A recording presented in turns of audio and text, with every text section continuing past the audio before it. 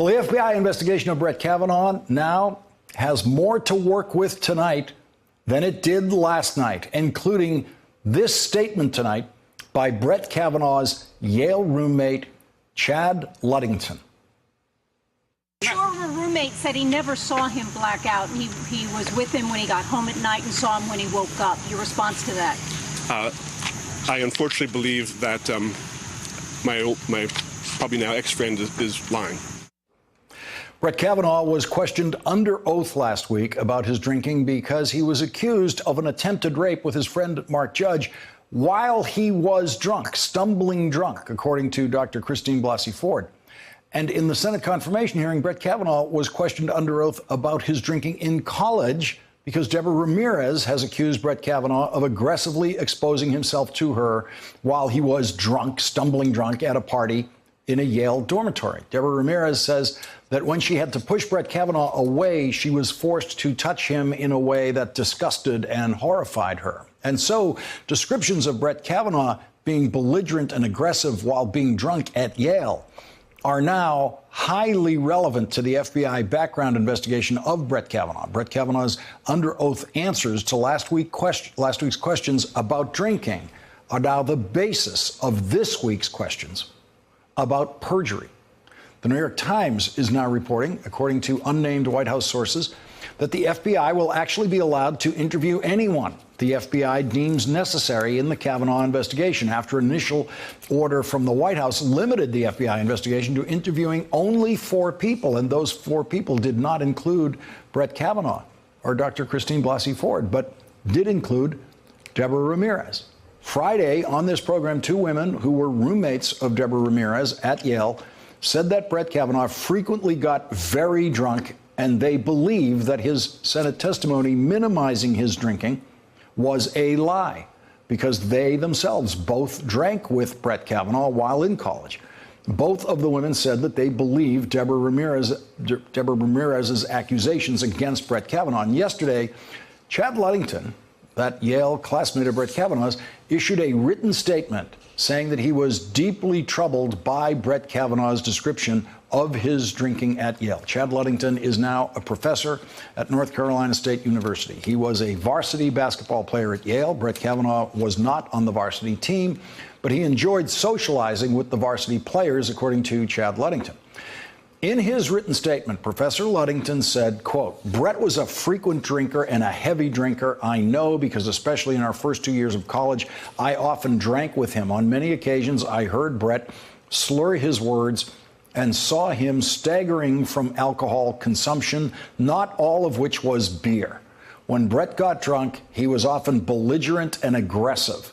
On one of the last occasions I purposefully socialized with Brett, I witnessed him respond to a semi-hostile remark, not by diffusing the situation, but by throwing his beer in the man's face and starting a fight that ended with one of our mutual friends in jail." And tonight, the New York Times has discovered corroborating evidence of the incident that Chad Ludington just described. The New York Times has obtained the New Haven police report of an incident that occurred in September 1985 in which Brett Kavanaugh was questioned by police who responded to a bar fight in New Haven.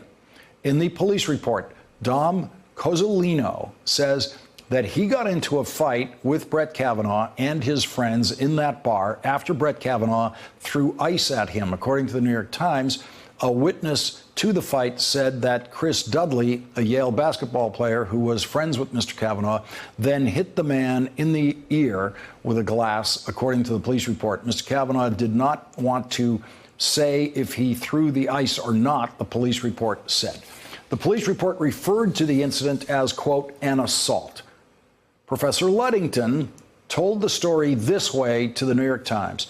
Mr. Kavanaugh threw his beer at the guy. The guy swung at Brett.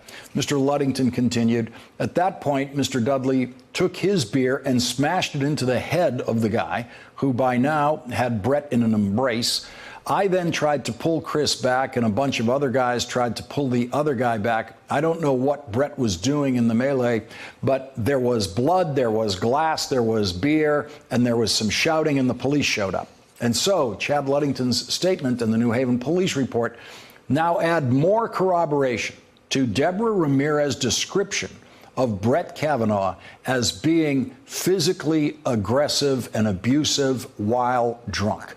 NBC News is reporting tonight that Brett Kavanaugh was working on his defense against Deborah Ramirez's accusations before her accusation became public. And that is a direct contradiction of Brett Kavanaugh's own testimony about that. NBC News is reporting, quote, in the days leading up to a public allegation that Supreme Court nominee Brett Kavanaugh exposed himself to a college classmate, the judge and his team were communicating behind the scenes with friends to refute the claim, according to text messages obtained by NBC News. Kerry Burcham, who was at Yale with both Kavanaugh and his accuser, Deborah Ramirez, has tried to get those messages to the FBI for its newly reopened investigation into the matter, but says she has yet to be contacted by the Bureau. In a statement to NBC News, Kerry Burcham, who is now a partner in the law firm Aiken Gump, said, I understand that President Trump and the U.S. Senate have ordered an FBI investigation into certain allegations of sexual misconduct by the nominee, Brett Kavanaugh. I have no direct or indirect knowledge about any of the allegations against him. However, I am in receipt of text messages from a mutual friend of both Debbie and mine that raise questions related to the allegations. I have not drawn any conclusions as to what the texts may mean or may not mean, but I do believe they merit investigation by the FBI and the Senate.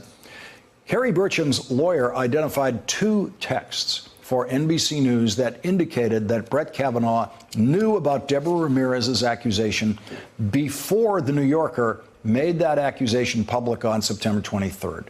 Before that article was published, one friend of Brett Kavanaugh's texted, quote, that she had been in contact with Brett's guy and also with Brett, who wanted her to go on the record to refute Ramirez.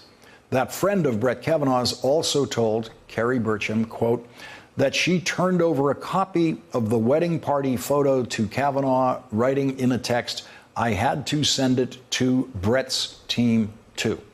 Here's what Brett Kavanaugh said under oath when asked when he first heard of Deborah Ramirez's allegation. When did you first hear of Ms. Ramirez's allegations against you? In the period since then, in the New Yorker story. Joining our discussion now, Heidi Presbilla, NBC News national political reporter, Ron Klain, former chief counsel of the Senate Judiciary Committee during the Clarence Thomas Anita Hill hearings, and Barbara McQuaid, former federal prosecutor. She is a professor of law at the University of Michigan and NBC News and MSNBC legal contributor. And Heidi, it's your reporting tonight about these texts that preceded the New Yorker article, and these texts seem to contradict Brett Kavanaugh's under oath testimony that he first heard of the Ramirez accusations by reading the New Yorker article. Correct, Lawrence. So we obtained these texts from a third party, essentially, a woman who had been texting with another fellow classmate of Brett Kavanaugh's, who had all gone to Yale together. She said to me, look, and she never really wanted to go public on this, but she can't get the attention of the FBI. She's tried several times to get these text messages through to the FBI, and she believes that they prove potentially two things that need to be looked in further. One, that Brett was fully aware of the reporting that was about to come down, despite what his testimony was there that you just played, that her friend, who is named Karen Yarosavage, was texting her that Brett was essentially trying to get her to do two things. One, produce that wedding photo, because presumably it showed the two of them, Debbie and Brett, smiling together in a photo 10 years after the alleged incident, and two, to get her to go on the record, Karen, to go on the record to refute Debbie's story. Of course, Karen never did that. She was an anonymous source refuting the story. But still, my source, Kerry, thinks that this needs to be looked into further in terms of what Brett knew and what he was coordinating and trying to do behind the scenes to refute Debbie's story. And secondly, there's something I think that you need to point out lower down in the story that's really troubling potentially, and that is that remember, this is private correspondence between two friends. And Kerry Burcham says in that correspondence that she was very troubled by Debbie's behavior at that wedding 10 years after the alleged incident, that she said that Debbie wouldn't go near Brett or his friends, that she clung to her, even though they were technically in a separate peer group. It was Debbie who was friends technically with Brett and his friends, and yet she wouldn't go anywhere near them. And she said in her memo outlining all of this that it all makes sense to me now.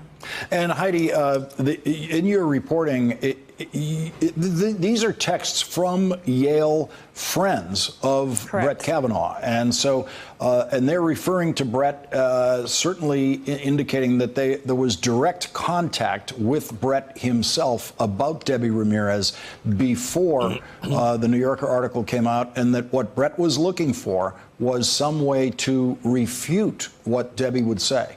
That's right. And it was because my source, Carrie Burcham, who ultimately did go on the record with us about this memo, was so concerned about that potential collaboration that she hired a lawyer because she wasn't getting through to the FBI on Sunday. Just yesterday, she hired a lawyer to help her bring this information forth, because these text messages specifically say Brett. They say Brett wanted me, Karen, her friend, to speak out, to refute the claims. Then she says Brett's team, Brett's guy are trying to get her to do other things. I had to hand over this photo to Brett's team, for instance. So clearly she is naming Brett by himself personally and his quote-unquote team that was trying to collect this information to essentially undercut Ramirez's story before it came out. And so, Heidi, as of now, as of 10 p.m., any contact with the FBI about this?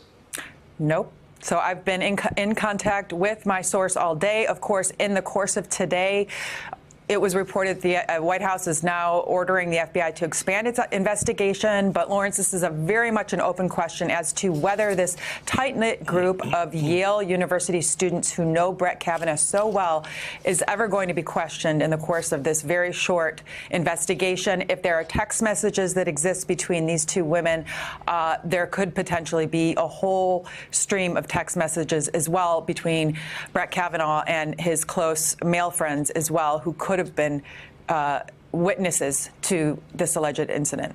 Ron Klain, Carrie Burcham, a partner in a major law firm, trying to make contact with the FBI about this investigation, and she can't get through to the FBI with this information about these texts, which appear to indicate Brett Kavanaugh had an awareness that there was an accusation coming. For some reason, he knew there'd be some kind of accusation coming from Deborah Ramirez before he read it in the New Yorker, and that's a contradiction of his under oath testimony. That's right, Lawrence. And I mean, I think we've seen this all over today. I saw multiple people on Twitter saying, hey, I have information about Brett Kavanaugh. The FBI won't call me. Hey, I can confirm what people were saying about his behavior at Yale. The FBI won't call me. I mean, I think we're going to see whether or not FBI stands for fake background investigation, because, you know, we know that's what the White House was trying to get done. They were trying to just do barely enough to satisfy Senator Flake, Senator Collins, and they got called on it today. And so maybe they've loosened the reins. We don't really know. We don't know how much the FBI is going to do. We do know that there are people literally holding up red flags saying, please, FBI, call me, and they aren't getting called. And so, you know, this is going to play out over the next 3 days. Now, people have said this can't be done in this short period of time. The FBI has to do very little. But in 1991, the Judiciary Committee heard from 22 witnesses in 3 days of public testimony on Anita Hill. So the FBI can contact all these people. They can get it done by the deadline if need be. And there's no excuse for not doing a full investigation. Barbara McQuaid, James Comey wrote a kind of surprisingly confident op-ed piece about what the FBI could do in this investigation, even in a limited version of the investigation as it was first understood to be. If the investigation is unhindered, and if the FBI is allowed to follow the leads as it finds them, as a former federal prosecutor working with FBI agents, what do you believe the FBI is capable of? Well, they're capable of incredible things. You know, they can surge a lot of agents to interview all of these people in very short order. But what's artificial about it, in the phrase of Jim Comey, putting a shot clock on the FBI does not advance the interest of the quest for the truth here, because what you would ideally do is interview people in order. You would talk to some people, and then with that information, you would use that information to find other people and ask follow-up questions of them. Instead, what you probably have to do is assign dozens of agents to go out simultaneously to conduct the interviews and then come back. So you don't get a chance to say, I heard X. What do you say about X? If so-and-so said Y, would you believe they were lying? You don't get the opportunity to sort of have that whole picture. And so I think that does cause some problems. No doubt they can get out and talk to all these people in a week, but if you've got hundreds or dozens of agents doing it, do you really have that comprehensive look that would be ideal? And Heidi, it seems that reporters like you and the New York Times are out there uncovering things before the FBI. Certainly the information that you've uncovered about these texts is something we know the FBI has not dealt with before you have, because the people involved have tried to reach the FBI. I can say definitively that my source, Carrie Burcham, is among the people who actually did not want to have to go to the media. And in fact, she didn't go to the media. I obtained her memo that went to the FBI through other means. But it was when I came to her and said, look, I have this information of these texts that you outlined. Will you please come forward? That she did say to us in a statement that, you know, this is something that needs to be looked into. And she's essentially having to come out now because it's the media that's coming to her, not the FBI. I was in contact with her, Lawrence, just a couple of hours ago, and she said, hey, I'm on try number 3 now. They referred me to a field office. I called the field office, and they said, we don't take that kind of information. And Ron, the New York Times reporting tonight that police report indicates that Brett Kavanaugh was indeed in a bar fight at Yale that corroborates a description of a bar fight given the day before by his former roommate, Yale varsity basketball player. The journalists at Times, Heidi, and NBC News are finding the things that the FBI should be getting to first.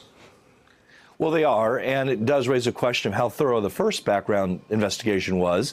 That's water under the bridge now. It needs to be thorough now. And I'm going to say something that's kind of unpopular, which is at the end of this week, they really should have another hearing and bring Brett Kavanaugh back in, because what's really stacking up, Lawrence, is a series of statements he made at the last hearing that these subsequent revelations are showing to be untrue, or arguably untrue at least. The stuff in the texts that Heidi uncovered, this issue about the bar fight, all the people at Yale who say he was a belligerent drunk. And really, in the end, the FBI should create a record of these facts, and then he should be brought back under oath to explain the contradictions between his testimony and what seems to be developing as this investigation unfolds. Barbara, it seems the question tonight is how much perjury is too much perjury by Brett Kavanaugh. And of course, prosecutors normally treat perjury to be something that has to be serious. It has to be a material fact. If you didn't tell the truth about what shoes you were wearing that day, and that's not really a material fact in the case, it's no big deal. But the things that Brett Kavanaugh is being challenged on credibility, do they sound like material facts to you? For example, did you ever get blackout drunk? Did you ever pass out drunk in high school or college? Did you get aggressive and belligerent while drunk, which it seems to be relevant to the accusation against him at Yale? Republicans are trying to say, this is the Democrats have now turned to high school drinking as if that's an issue. But when we've had under oath testimony about high school drinking and high school drinking involved in a sexual assault, that seems to be in the strike zone of perjury.